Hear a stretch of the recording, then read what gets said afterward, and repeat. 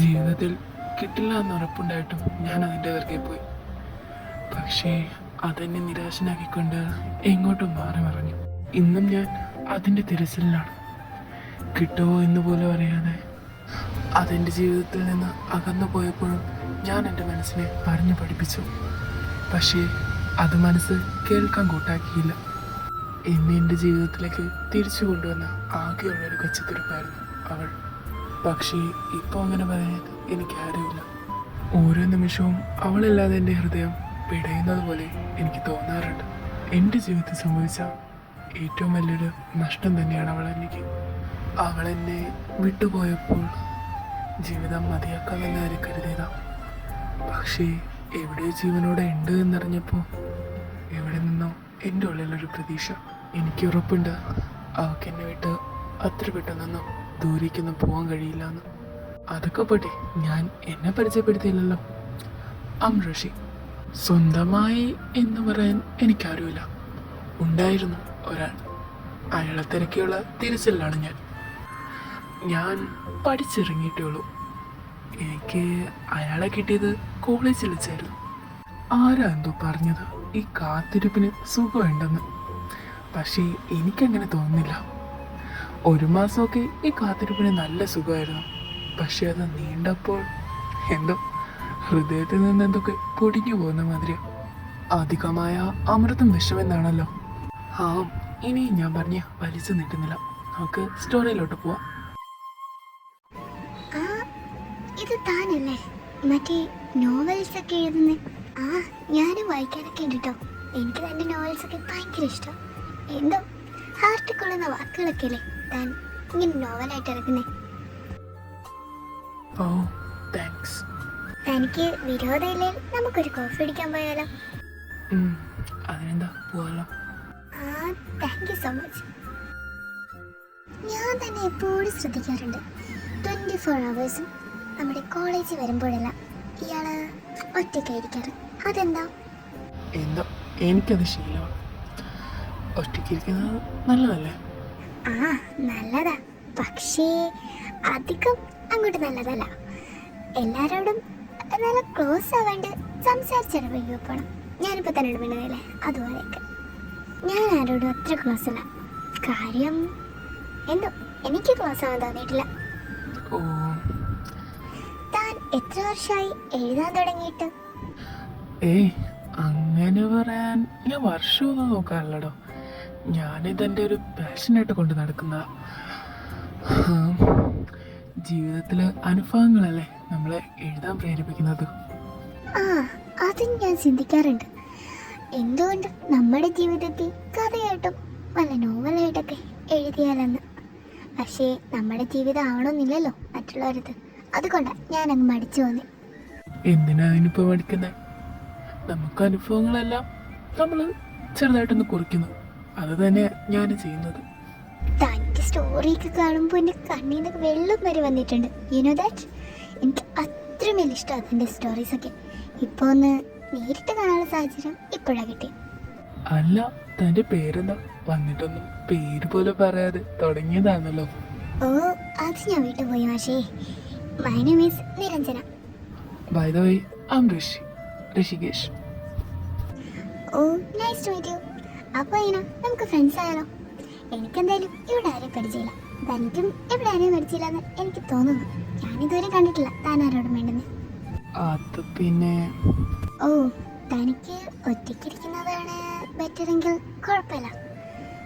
എനിക്ക് കുഴപ്പമൊന്നുമില്ല. It's okay. അതിനൊന്നും കുഴപ്പമില്ല. നമുക്ക് ഫ്രണ്ട്സ് ആവാം. ബട്ട് ഞാൻ തൻ്റെ ക്ലാസ്സിലല്ലോ. ഞാൻ ലാസ്റ്റ് ഇയർ അല്ലേ, താൻ സെക്കൻഡ് ഇയർ അല്ലേ? ഞാൻ സെക്കൻഡ് ഇയർ ആണെന്ന് തനിക്കെങ്ങനെ അറിയാം? അത് ഞാനിപ്പോഴും ഈ ബുക്ക് നോക്കിക്കൊണ്ടല്ല ഇരിക്കുന്നത്. ഞാൻ ചുറ്റും നോക്കാറൊക്കെ ഉണ്ട്. ബുക്കിലാണ് മനസ്സെങ്കിലും എൻ്റെ കണ്ണ് എല്ലായിടത്തും ഓടിയെത്തലൊക്കെ ഉണ്ട്. അങ്ങനെ ഞാൻ കണ്ടായിരുന്നു താൻ സെക്കൻഡ് ഇയറിലോട്ട് പോകുന്നത്. അങ്ങനെ. ഞാനപ്പോൾ അത് ശ്രദ്ധിക്കാഞ്ഞതാ. അതൊക്കെ പോട്ടെ, തൻ്റെ വീട്ടിൽ ആരൊക്കെയുണ്ട്? അങ്ങനെ പറയാൻ എനിക്കറിയില്ലേ. സോറി, ഞാൻ അറിയാതെ. അതിന് കുഴപ്പമൊന്നുമില്ല. നീ എന്തിനാ സോറി ഒക്കെ ചോദിക്കുന്നത്? അതൊക്കെ പോട്ടെ, നിന്റെ വീട്ടിൽ ആരൊക്കെയുണ്ട്? എൻ്റെ വീട്ടില് ഞാനും അനിയത്തിയും അമ്മയുണ്ട്, പപ്പയില്ല. ഓ അങ്ങനെ. ആ പിന്നെ എന്തൊക്കെയുണ്ട് വിശേഷം? അങ്ങനെ ദിവസങ്ങളും മാസങ്ങളും ഒക്കെ കടന്നുപോയി. നമ്മുടെ ഋഷി പഠിച്ചിറങ്ങി. നമ്മുടെ നിരഞ്ജനയ്ക്ക് വേണ്ടി വെയിറ്റിംഗ് ആണ് ആള്. ബിക്കോസ് അവളോട് പഠിച്ചിറങ്ങിയ അവർ രണ്ടുപേരും വൺ സെറ്റപ്പിൽ UK പോകാനാണ് പ്ലാൻ. അങ്ങനെ കട്ട ഫ്രണ്ട്സ് ആയിക്കൊണ്ടിരിക്കാം അവരുടെ. അങ്ങനെ ഇരിക്കെ ഒരു ദിവസം ഇവളിതെന്താ ഫോൺ വിളിച്ചിട്ടെടുക്കാഞ്ഞേ? അറിയുന്നുണ്ടല്ലോ, പിന്നെന്താ എടുത്താല്? ഹലോ ഋഷി, ഞാൻ അങ്ങോട്ട് പറയുന്നത് മാത്രം കേട്ടാൽ മതി, ഇങ്ങോട്ടൊന്നും പറയരുത് പ്ലീസ്. സോറി ഋഷി, എനിക്ക് നമ്മുടെ വാക്ക് വലിക്കാൻ പറ്റിയില്ല. സോറി. ഇവളിത് ഇതിനെ കട്ടാക്കിയ ഇവക്കിതെന്താ പറ്റി? ഇവളിങ്ങനെയൊന്നും അല്ലായിരുന്നല്ലോ. സോറി. അതിനുശേഷം പിന്നെ നിരഞ്ജനയുടെ ഒരു വിവരം പോലും ഇല്ലാതായി. മീൻസ് നമ്മുടെ ഋഷിക്ക് സങ്കടമാവാൻ തുടങ്ങി. അവൻ കാത്തിരുന്നതൊന്നും വെറുതെ ആവല്ലെന്നായിരുന്നു അവൻ്റെ പ്രാർത്ഥന. ഇതാണ് എൻ്റെ സ്റ്റോറി. കുറച്ച് നാൾ ഞാൻ അന്വേഷിച്ചു, പക്ഷേ അതിനൊരു കൃത്യമായ മറുപടി എനിക്ക് കിട്ടിയിരുന്നില്ല. പഠിത്തം പോലും ഉപേക്ഷിച്ചു പോവാനാണ് അത്രമേൽ എന്തായിരിക്കും അവളിൽ സംഭവിച്ചത്. എനിക്ക് 2-3 വർഷത്തിൽ അവളൊരു ഫ്രണ്ട് മാത്രമായിരുന്നില്ല, എൻ്റെ പ്രാണനായി മാറിയിരുന്നു. ആ പ്രാണൻ എന്നെ വിട്ടു പോയപ്പോൾ ഉണ്ടായ എൻ്റെ ആ ഒരു നീക്കങ്ങൾ ഞാൻ തിരിച്ചെൻ്റെ നാട്ടിലോട്ടാണെങ്കിൽ അത് അവളെയും കൂട്ടിയായിരിക്കും എന്നൊരു വിശ്വാസം എൻ്റെ ഉള്ളിലുണ്ട്. വിശ്വാസമല്ല, ഉറപ്പാ, അവൾ എൻ്റെ കൂടെ കാണും. അത്രയ്ക്കും ആഴത്തിൽ അവൾ എൻ്റെ ഉള്ളിൽ സ്ഥാനം പിടിച്ചിരുന്നു. അങ്ങനെ യാത്രകളുടെ ഒടുവിൽ ഞാൻ സ്റ്റേഷനെത്തി. റെയിൽവേ സ്റ്റേഷനിൽ പുറത്തിറങ്ങിയപ്പോൾ എനിക്ക് അവൾ പറഞ്ഞ കുറച്ച് കാര്യങ്ങൾ ഓർമ്മ വന്നു. എങ്ങോട്ടൊന്നുമില്ലാത്ത യാത്രയിൽ അവൾ പറഞ്ഞത് മാത്രമായിരുന്നു എൻ്റെ ഒരു ലക്ഷ്യം, അവളുടെ വീടിനെ പറ്റി. അങ്ങനെ അവൾ പറഞ്ഞത് വെച്ച് വന്ന് നോക്കിയപ്പോൾ ഞാനൊരു വീട്ടിൻ്റെ മുന്നിലെത്തി. ഒരടച്ചിട്ടിരിക്കുന്ന കൊച്ചൊരു വീട്. ഞാൻ ഒരുപാട് വട്ടം കഥകിൽ മുട്ടി, പക്ഷേ കഥകു തുറന്നു വന്ന ആളെ കണ്ട്. അല്ല, ആരാ, എന്താ വേണ്ടേ? ഇതിനു മുമ്പ് ഇവിടെ നിന്ന് കണ്ടിട്ടില്ലല്ലോ. ഞാൻ വന്നത് ഒരു കുട്ടിയെ അന്വേഷിച്ച. ഞാൻ കുട്ടിയുടെ ഫോട്ടോ കാണിക്കാം, കുട്ടിയെ അറിയോ ഇല്ലേ എന്ന്. അതിനെന്താ, കാണിക്ക, ഞാൻ അറിയെങ്കിൽ പറഞ്ഞുതരാം. ഇതാണ് കുട്ടി. ആ മോനെ, എനിക്കറിയാലോ. ഇത് നമ്മുടെ തെക്കേപ്പറമ്പിലെ കുഞ്ഞല്ലേ? അല്ല, അവളിപ്പോ എവിടെ ഉണ്ടെന്നറിയോ? മോനെ, അത് പിന്നെ അവള് മരിച്ചു പോയല്ലോ. എന്ത് മരിച്ചെന്നോ? ആൻറ്റി ഒന്ന് നല്ലവരെ നോക്കിയേ, ഈ കുട്ടി തന്നെയാണോ? ആ മോനെ, ഈ കുട്ടി തന്നെ, എനിക്ക് നല്ല ഉറപ്പാ. ഞാൻ പോയി കണ്ടിട്ടല്ലേ വന്നേ. അല്ല, എന്നാ മരിച്ചേ? അതൊന്ന് പറഞ്ഞു തരുമോ? അത് 1 മന്ത് ആവാറായി. അല്ല, എങ്ങനാ മരിച്ചത്? അതൊന്ന്. അത് മോനെ, സാമ്പത്തികമായ പ്രശ്നം എന്തുണ്ടായിരുന്നു എന്നാ തോന്നി. അങ്ങനെ വരാൻ വഴിയില്ലെന്നാ നാട്ടുകാർ പറയുന്നത്. കാര്യമെന്ന് വെച്ചാൽ അവർ ഭയങ്കര കോടീശ്വരായ ജീവനമല്ലായിരുന്നു ജീവിച്ചിരുന്നത്. പിന്നെ പറഞ്ഞിട്ട് കാര്യമില്ല, ആ കൊച്ചിൻ്റെ തന്ത കണ്ടേ മരിച്ചായിരുന്നു. അപ്പോൾ അവർ പോയി വേറെ 2ാമത് കല്യാണം കഴിച്ചു. അതാ ഇതിനെല്ലാം പ്രശ്നമായെന്ന് തോന്നുന്നു. അവൻ ഇവരുടെ പൈസ സ്വത്ത് അടിച്ചെടുത്തോണ്ട് പോയി. അതോടെ ഇവരെ കിടക്കാരൊക്കെ വിറ്റു. അത് തന്നെയാണ് കാര്യം. ഇവിടെ ജീവിക്കണമെങ്കിലും പൈസ വേണ്ടേ, അതുകൊണ്ട് തന്നെ ആയിരിക്കും അവർ വിഷം കുടിച്ച്. നല്ലൊരു പെൺകുട്ടിയായിരുന്നു. അതിനെന്താ മോനെ, പറഞ്ഞുതരാലോ. ജംഗ്ഷൻസിലാണ്. അവിടെ ചെന്നിട്ട് ഒരു കടയുണ്ട്. ആ കടയുടെ സൈഡിലൂടെ പോകുമ്പോൾ ഒരു ഇടവഴിയുണ്ട്. അവിടെ കൂടെ പോകുമ്പോൾ ഒരു ബ്ലൂ ടാർപ്പ് ഇട്ടിട്ടുണ്ട്. അവിടെ തന്നെ. പിന്നെ അവൻ ആ വീട്ടിൽ നിന്ന് യാത്രയായി. ആ സ്ത്രീ പറഞ്ഞ ഓരോ വാക്കുകളും അവൻ്റെ ഹൃദയം ഇഞ്ചിന്തായി പൊടിക്കുന്നതായിരുന്നു. ഇപ്പോഴും തൻ്റെ പ്രാണനായ കണ്ട ഒരാൾക്ക് ജീവനില്ല എന്നറിയുമ്പോൾ ആ സ്ത്രീ പറഞ്ഞതിലും കാര്യമുണ്ട്.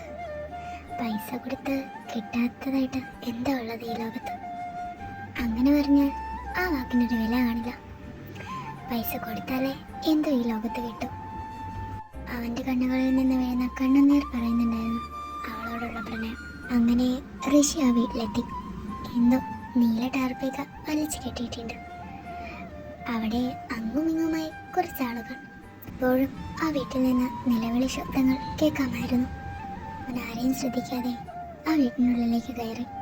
അവിടെ കണ്ട കാഴ്ച അവനെ തികച്ചും ഒരു ശില്പമാക്കി തീർത്തിരുന്നു.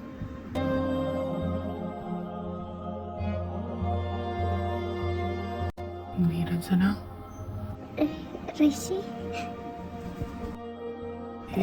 കരയാതെ. എന്തിനാ കരയുന്നേ? അമ്മ അനിയത്തി പോവുകയാണ്. പൊട്ടിക്കരയുന്ന അവളെ കണ്ട് ഋഷിക്കൊന്നും തന്നെ പറയാൻ പറ്റിയില്ല. സമാധാനപ്പെടുത്തേണ്ടത് എങ്ങനെയാന്ന് കൂടി അറിയണ്ടേ. അവനങ്ങനെ തന്നെ നിന്നു. ഒരു നിമിഷം അവൻ ചിന്തിച്ചിരുന്നു, ആ സ്ത്രീ പറഞ്ഞതപ്പോൾ കള്ളമാണോ എന്ന് വരെ. കുറച്ചു നേരത്തിന് ശേഷം ഋഷി അവളെ സമാധാനപ്പെടുത്തി. ഋഷി, എന്നെ വിട്ട് എല്ലാവരും പോയടാ. നിന്നെ വിട്ട് അവരല്ലേ പോയിട്ടുള്ളൂ. ഞാനുണ്ട് നിന്റെ കൂടെ. ബാ, നമുക്ക് പോകാം.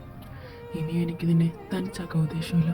ഋഷി, ഞാൻ വന്ന നീ വന്നാ എന്താ? എനിക്ക് നിന്നെ ഞാൻ പൊന്നുപോലെ നോക്കും. എൻ്റെ പെണ്ണായിട്ട് നിനക്ക് സമ്മതമാണ് അല്ലോ എന്ന് എനിക്കറിഞ്ഞാൽ മതി. ഋഷി, അതുകൊണ്ട് നിനക്കൊരു ശല്യമായിട്ട് ഞാൻ നിന്നോട് ഇതുവരെയെങ്കിലും പറഞ്ഞിട്ടുണ്ടോ നീ എനിക്ക് ശല്യമാണെന്ന്? ഇല്ലല്ലോ, പിന്നെന്താ?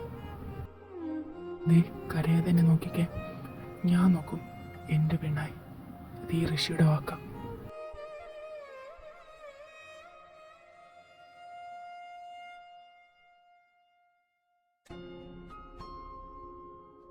അന്ന് ഞാൻ എൻ്റെ പെണ്ണിനെ ചേർത്ത് പിടിച്ചതാ, ഒരുത്തനും വിട്ടുകൊടുക്കാതെ. എനിക്കവളും അവൾക്കും ഞാനും, അത് മതിയായിരുന്നു നമ്മുടെ ജീവിതത്തിന്. ഇനിയും ആർക്കും ഒന്നിനും വിട്ടുകൊടുക്കാതെ ഞാൻ അവളെ ചേർത്ത് പിടിക്കും, എൻ്റെ പെണ്ണായിട്ട് തന്നെ. അത് ഈ ഋഷിയുടെ വാക്കാം.